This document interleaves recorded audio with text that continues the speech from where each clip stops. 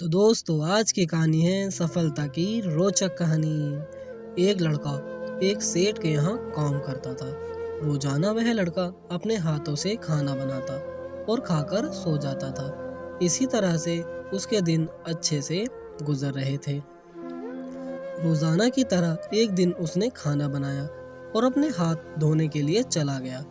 उस दिन उसने अपने लिए 4 रोटी बनाई थी। अपने हाथ धोकर वह वापस आया तो देखा वहां पर केवल 3 रोटी ही बची थी। काफी दिनों तक यह सिलसिला चलता रहा। फिर एक दिन उसने सोचा कि मेरी एक रोटी को रोजाना कौन ले जा रहा है। उस दिन उसने चुपके से यह देखा कि एक चूहा वहां आता है और एक रोटी लेकर चला जाता है।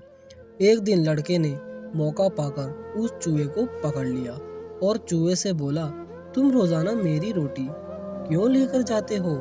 तो चूहे ने इस लड़के से बोला, मुझे जाने दे, मुझे मेरी किस्मत का खाने दे। तो लड़का देखता रहा। यह सुनने के बाद लड़का बोला, तुम्हें पता भी है इन रोटियों के लिए मुझे कितनी मेहनत करनी पड़ती है, तब कहीं जाकर मैं इस खाने का इंतजाम करता हूँ। चूहे ने लड़के से कहा, तुम्हारी सारी समस्याएं और परेशानियों का हल केवल भगवान गौतम बुद्ध के पास ही मिल सकता है। यह सुनने के बाद वह लड़का अपने सेठ से छुट्टी लेकर भगवान गौतम बुद्ध से मिलने के लिए निकल पड़ा। पूरे दिन भर चलने के बाद रात को उसने एक हवेली में शरण मांगी तो वहाँ पर एक औरत रहती थी। उसने उस लड़के को अपने यहाँ शरण दे दी। सुबह खड़ा होकर वह जब जाने लगा तो उस औरत ने उससे पूछा कि तुम कहाँ जा रहे हो? तो लड़के ने बताया कि वह अपनी परेशानियों का हल जानने के लिए भगवान गौतम बुद्ध के पास जा रहा है। यह सुनकर उस औरत ने कहा, क्या तुम मेरे लिए भी एक सवाल पूछ सकते हो?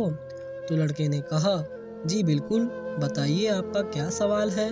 औरत ने कहा कि मेरी एक बेटी है और वह जन्म से ही बोल नहीं पाती है, इसलिए उनसे पूछना कि मेरी बेटी कब बोलेगी। यह सुनकर वह आगे के लिए चल दिया।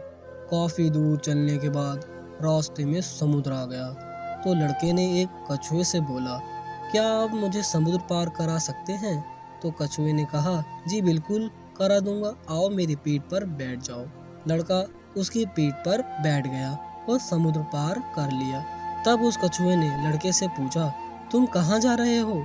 तो लड़के ने वही जवाब दिया कि भगवान गौतम बुद्ध के पास अपनी परेशानियों का हल जानने के लिए।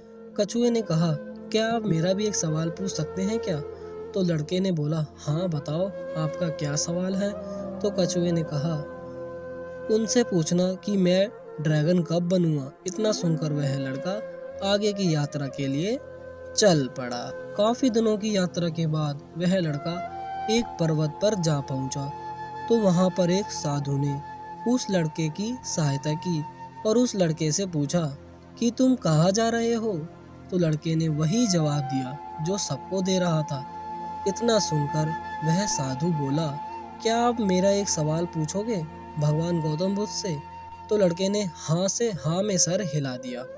तो साधु ने बताया कि मैं काफी वर्षों से तप कर रहा हूँ, तो भगवान गौतम बुद्ध से पूछना कि मुझको मुक्ति कब मिलेगी। इतना सुनकर वह लड़का आगे की ओर चल पड़ा और अंत में वह लड़का भगवान गौतम बुद्ध के पास पहुंच गया और पहुंचकर उसने भगवान गौतम बुद्ध को प्रणाम किया और बोला, भगवान मैं आपसे कुछ प्रश्नों के उत्तर जानना चाहता हूँ। भगवान बुद्ध ने कहा, बेटा तुम काफी दूर से आए हो, इसलिए पूछो क्या पूछना चाहते हो, लेकिन मैं तुम्हारे किन्हीं 3 प्रश्नों का ही उत्तर दूंगा। लड़का असमंजस में पड़ गया कि 3 कौन कौन से प्रश्न पूछूं। तो लड़के ने सोचा, मेरा जीवन तो चल ही रहा है, क्यों ना मैं उन लोगों के प्रश्न पूछ लूं जो मुझसे ज्यादा दुखी और परेशान हैं। लड़के ने पहला सवाल पूछा कि हवेली में रहने वाली लड़की कब बोलने लगेगी। दूसरा सवाल पूछा कि वह कछुआ ड्रैगन कब बनेगा। तीसरा यह है कि उस साधु को मुक्ति कब मिलेगी। इस तरह से उस लड़के ने तीनों सवाल को पूछ लिया। उसके बाद भगवान गौतम बुद्ध ने कहा, उस लड़के की शादी होते ही वह लड़की बोलने लगेगी और अगर कछुआ अपने खोल को छोड़ दे तो वह ड्रैगन बन जाएगा। उस साधु को जब मुक्ति मिलेगी तब वह अपनी छड़ी को छोड़ देगा। लड़का सबके जवाब सुनकर वापस चल दिया। सबसे पहले उसने साधु को बताया कि अगर आप अपनी छड़ी को छोड़ देते हो तो आपको मुक्ति मिल जाएगी। साधु ने उस छड़ी को उस लड़के को दे दिया और बोले, यह एक जादुई छड़ी है, यह तुम्हारी बहुत मदद करेगी। इसके बाद वह लड़का उस कछुए के पास गया और बोला, अगर तुम अपने खोल से बाहर आ जाओ तो तुम ड्रैगन बन जाओगे। कछुए ने खोल को छोड़ दिया तो यह ड्रैगन बन गया। उस लड़के को कछुए के खोल में बहुत सारे हीरे मोती मिले, जिसको लेकर वह आगे चल दिया। उसके बाद वह लड़का उस हवेली में गया और उस औरत से बोला कि आप अपनी लड़की की शादी कर दो तो वह बोलने लगेगी। तो वह औरत उसकी शक्ल देखने लगी।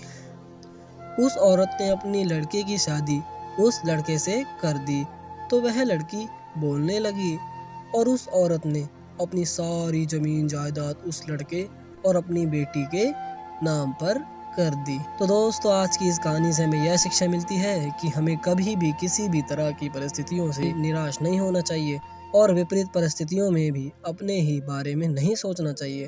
अगर हम लोग किसी की सहायता करेंगे तब जाकर ही लोग हमारी भी सहायता करेंगे। तो दोस्तों, आशा करता हूँ कि आपको ये कहानी पसंद आई होगी। तो गाइस, अगर कहानी आपको पसंद आई तो वीडियो को लाइक करें, कमेंट करें, शेयर करें और हमारी आने वाली वीडियो देखने के लिए रोचक स्टोरी स्टूडियो को सब्सक्राइब करें।